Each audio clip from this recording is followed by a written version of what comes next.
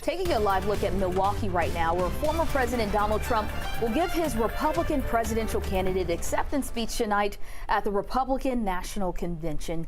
Just hours ago, Ohio Senator and Vice Presidential candidate J.D. Vance gave his acceptance speech to wrap up night 3 of the RNC. 11 Alive's Jerry Carnty joins us live in Atlanta this morning. Jerry, what was Senator Vance's message to voters last night? Well, good morning, Ariana. During his speech, the one-time critic of Donald Trump leaned heavily on his humble upbringing in rural Ohio. Georgia Democrats were among the first to criticize Donald Trump's choice for vice president. Today is his day.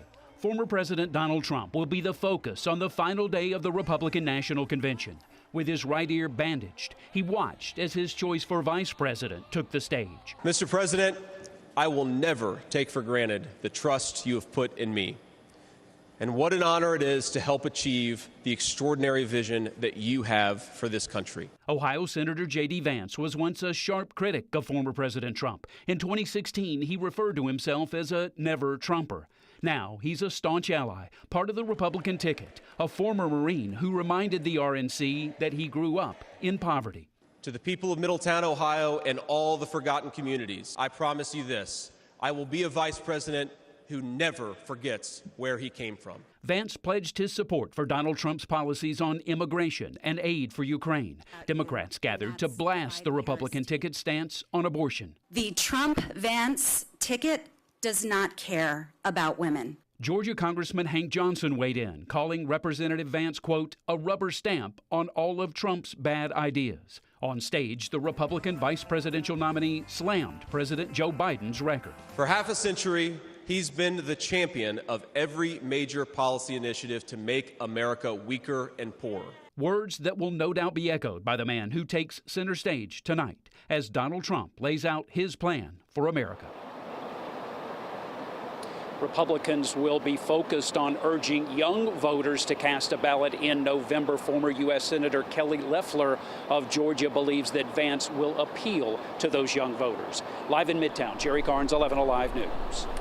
Jerry, thank you. Speaking of appeal, here in Georgia, Republican lawmakers are looking to appeal to black voters who have traditionally voted for Democratic candidates.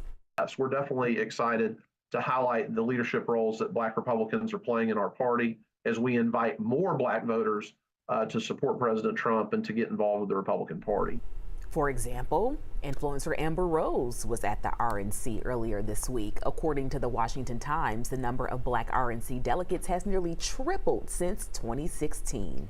In the meantime, President Joe Biden landed back in Delaware on Thursday after a trip to Nevada. This comes just hours after he announced he tested positive for COVID.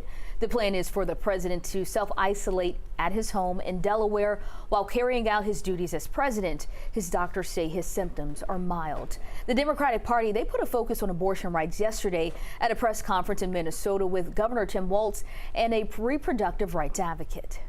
We have been told to flee our state borders in the hope of receiving basic reproductive care. We have been robbed of our freedom.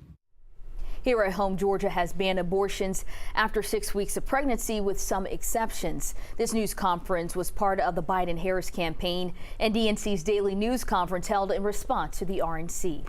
This morning, new developments in Trump's classified documents case out of Florida that was dismissed earlier this week. Special counsel Jack Smith filed a notice of appeal, and the case will now go through Atlanta. It will be reviewed by the 11th Circuit Court of Appeals, which is based downtown and hears cases arising from Florida federal courts. The former president is accused of keeping hundreds of classified documents at his Mar-a-Lago residence after leaving the White House. The case is likely to end up in front of the U.S. Supreme Court.